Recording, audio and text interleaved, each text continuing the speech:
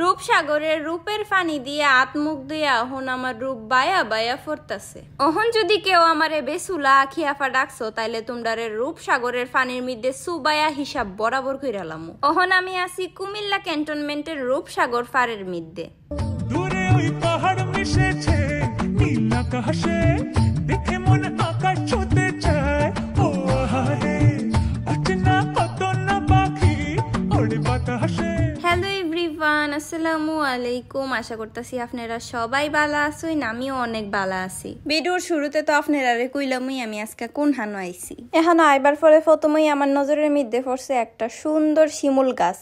আর এই গাছটার নিচে অনেক সুন্দর সুন্দর শিমুল ফুল ফুইরা রইছে। আর শিমুল ফুল আমার অনেক পছন্দের একটা ফুল। শিমুল ফুলের এখানো কিছু ছবি টুবি তুললে এরপরে আমরা আগে যাইতেছি আর একটু বৃত্তের দিকে। এখানো যে সুন্দর দিঘিটা দেখতেছেন এটার নাম হইতেছে রূপসাগর। এই দিঘির চারপাশে আছে অনেক সুন্দর বাগান আর বইবার লেগে আছে অনেকটি বেঞ্চ। রূপসাগর দিঘির মধ্যে আছে 25টা গোড়া মিলাইয়া একটা সুন্দর ভাস্কর্য। দিঘির পাড়ের মধ্যে অনেকটি বুট আছে, আপনারা চাইলে টিকিট কাটতে এই বুটটি চালাইতে পারবেন। আর টিকেটের মূল্য হইতাছে জনপ্রতি 50 টাকা। তো আমরা তিনজন সুন্দর দিকে একটা বুটের মধ্যে ওইটা গেলাম গা। জায়গাটা অনেক বেশি সুন্দর, কিন্তু রোদের মধ্যে আমরা বুটের মধ্যে ওইটা অনেক বড় ভুল করে লাইছি। তো আপনারা যদি রোদের মধ্যে এখানো যান তাইলে অবশ্যই খেয়াল রাখবেন যে আপনার বুটের উপরে ছাউনি আছে কিনা, কারণ ছাউনি ছাড়া বুটের মধ্যে যদি উঠুন তাইলে ফুইরা যাইবার একটা সম্ভাবনা আছে। যেমন আমার অবস্থাটা দিহুন রোদের মধ্যে ফুইরা রূপ যাই অবস্থা। তখন হঠাৎ করে আমার হিয়া লইল রূপসাগরের মধ্যে আয়া রূপ যাই লাগা তো হইতো না।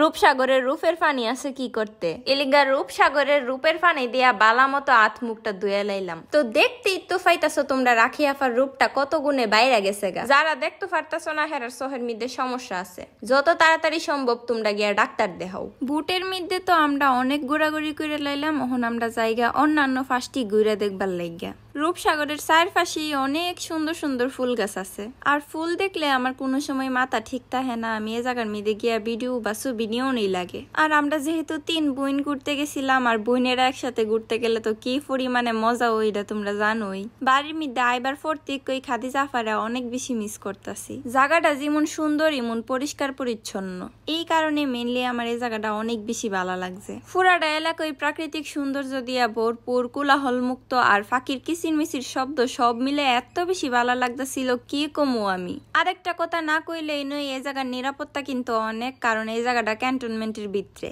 এই সিঁড়ি রেহানো আমি অনেকেরই ছবি দেখছি, মানে এই জায়গার মধ্যে আইলে সিঁড়ির মধ্যে বইয়া বেশিরভাগ মানুষ এই ছবি টুবি তুলে লিগা আমি আর বাদ যাইতাম কেরে, আমিও তুলছি। এই জায়গাটার এক পাশের মধ্যে একটা রেস্টুরেন্ট আছে, তো আমরা এখন হিডা দেখবার লেগে যাইতাছি। রেস্টুরেন্টটা বাইরের দিকেই অনেক সুন্দর, আমি ভিতরের দিকে ঢুকছি না, এমনি বাইরে ডংডাং করে আই ফুরছি। তাছাড়া রেস্টুরেন্টের ভিতরে দেখলাম বাচ্চা খেলার একটা কিড জোনও আছে, যেটার ভিডিও নিতে আমি বুইল্লা গেছিলাম গা। কিছু মানুষ আছে যারা সব জায়গার মধ্যে গিয়া পরিবেশটারে নষ্ট করে। অত সুন্দর এবং অত সেফ একটা জায়গার মধ্যে গিয়েও এরকম কিছু দেখতে হইব চিন্তা করছি না। আচ্ছা যাই হোক, কুমিল্লা যাওয়ার পরে আমরা অনেক জায়গার মধ্যেই ঘুরছি। আমরা পরবর্তী কুমিল্লার যে ভিডিওটা আইব এটা কিন্তু অনেক ইন্টারেস্টিং, সেই পর্যন্ত আমরা পেজের মধ্যেই চোখ রাখুন।